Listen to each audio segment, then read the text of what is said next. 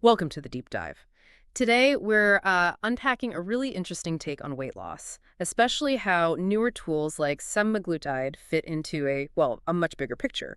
Semaglutide helps regulate appetite, makes you feel full, basically. But what we're exploring today, based on insights from a figure named Dan Hollis, is how that biological shift isn't really the main event. Yeah, our sources for this are kind of unique. They're FAQs, personal reflections, things shared by people who've worked with or learned from Dan Hall. So it's less clinical data, more lived experience, you could say. Exactly. Yeah. And our mission here is to pull out the key insights from all that. We want to look at how Hollis seems to reframe semaglutide. It's not just medicine in his view, it's more like a catalyst for like a deeper change, right down to identity. It's about what you do with the opportunity it gives you. And, this approach seems deeply tied to his own story, his own experiences. And here's the thing that jumps out right away, something Dan Hollis emphasizes. The semaglutide itself, it isn't the solution. He actually calls it a signal or maybe a pause button, even a reset. So the real question these sources pose is, what happens when that constant noise, the cravings, the food thoughts, what happens when that finally goes quiet? That's apparently where the real work starts. Okay, so let's dig into that idea. Semaglutide as a tool, but a transformative one. Hollis's view, from what we're seeing, is that most places just give you the shot, maybe some basic advice, but he says that's not enough. He talks about needing a map because the semaglutide is just a signal, right? And without structure, without support, it could just make things more confusing, maybe even amplify anxiety because things feel so different. Yeah, and that leads to this concept. He uses this idea of a sacred window, a period of internal quiet that semaglutide can open up. And quiet here means more than just not feeling hungry. For lots of people, food is constant mental, noise. It's comfort, it's control, it's tied up into who they think they are. So when that internal chatter suddenly stops, it can feel really unsettling, like profoundly weird.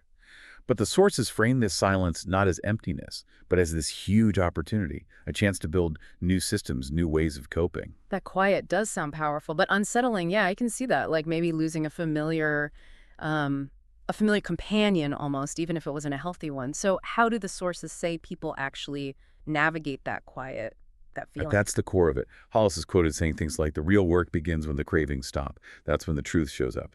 The truth about maybe why food had such a hold, what emotional needs it was meeting or trying to meet, and what needs to be built to replace that. It flips the whole script on weight loss. Right. It really hammers home that point you mentioned. Hollis argues relapse often isn't because the drug stopped working. The sources suggest it's because the person maybe wasn't guided in rebuilding the emotional structures that food used to prop up. It's less about the body, more about the emotional scaffolding, maybe. Exactly. And that's why feeling anxious or weird when the cravings stop is described as absolutely normal. Even feeling like you're losing a friend, a big psychological shift. Because food wasn't just calories, like we said. It was comfort, maybe identity. So the emphasis from Hollis is strongly on walk through it together. You need support for that kind of internal adjustment. The idea of losing a friend probably resonates with a lot of people. So if someone is feeling that anxiety, that sense of a void, what's the advice beyond just walking through it? How do they start filling that space differently? Well, it seems he helps them reframe the goal entirely. It's not just about the scale. It's about building a life where food isn't the only tool in your emotional toolkit. There's a powerful line in the sources. You didn't lose control. You lost connection. Connection to hunger cues, sure, but also connection to purpose, to yourself. And that's what the process aims to rebuild, reconnecting with that inner self. Okay, rebuilding connection. So thinking long term, what does that actually look like? The sources talk about something called identity work, which sounds a bit abstract, but they mean consciously shifting how you see yourself. Acting like someone who, naturally values health, enjoys good food, finds healthy ways to manage stress, not just white-knuckling through temptation. So success isn't really the number on the scale, then. It's more about how many of those old coping mechanisms get replaced with genuinely helpful tools, Yeah. making weight loss almost a side effect of getting clearer about yourself.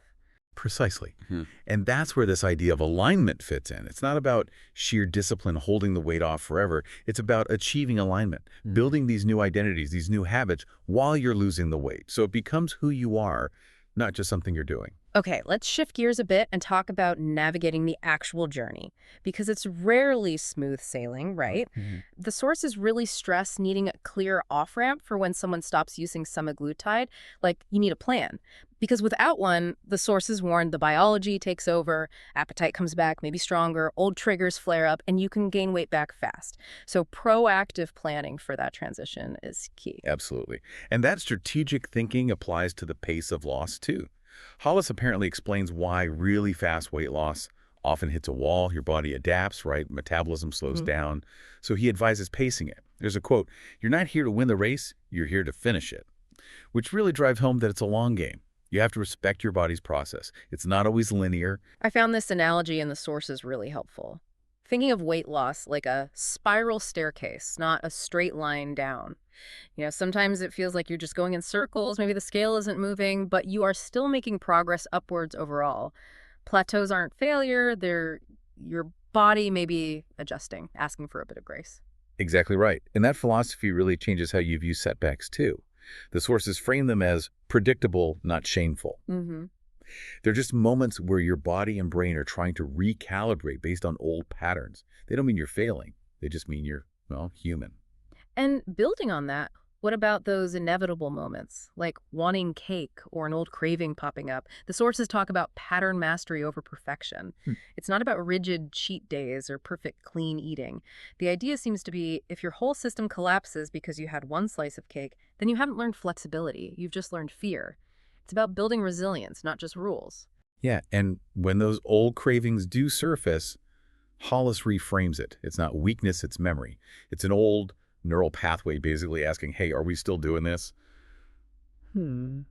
And now, because of the work you've done, you can respond differently. A setback doesn't mean the drug failed or you failed. It means the story you're telling yourself might need an update. It prompts questions like, okay, what am I actually feeling? What do I need right now? Who am I choosing to become? It's a moment for reflection, not shame. So let's talk about Dan Hollis himself. What's driving this approach? The sources indicate his personal motivation is, well, it's pretty powerful. He apparently says he lived it. Yeah. He was that person struggling, feeling broken, ashamed to even ask for help.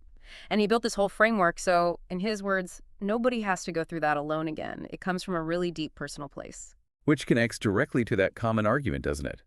Is using medication like this cheating? The sources tackle that head on. The perspective offered is, if your body's biochemistry is genuinely working against you, using science to level the playing field isn't cheating, it's adapting. There's a strong statement. The real cheat is pretending willpower was enough. That really aims to dismantle the shame. So, if he could talk to his past self back on day one of his own journey, what advice comes through in the sources? It's something like, slow down. This isn't punishment, it's repair. Trust the process, yes, but more importantly, stay in relationship with yourself while you do it. That message of self-compassion seems really central. And that moment when he personally started to feel real hope again. It wasn't apparently about hitting a certain number on the scale. He described it as when I went to bed and didn't feel like I had to start over the next day. That speaks volumes, doesn't it? About the kind of sustainable internal freedom he's aiming for. So wrapping this all up, what's the core takeaway for you listening? This deep dive really shows that weight loss, especially with these modern tools, is about so much more than the physical.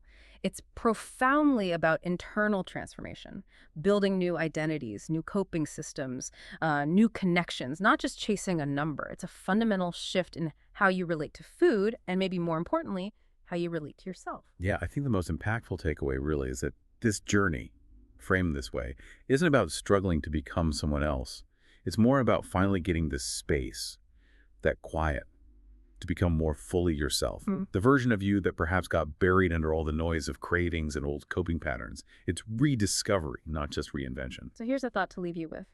What other parts of your life could potentially transform if you applied this same principle? This idea of focusing on identity work and alignment instead of just brute discipline or willpower. Where else could you start fighting yourself and maybe start building something new from the inside out?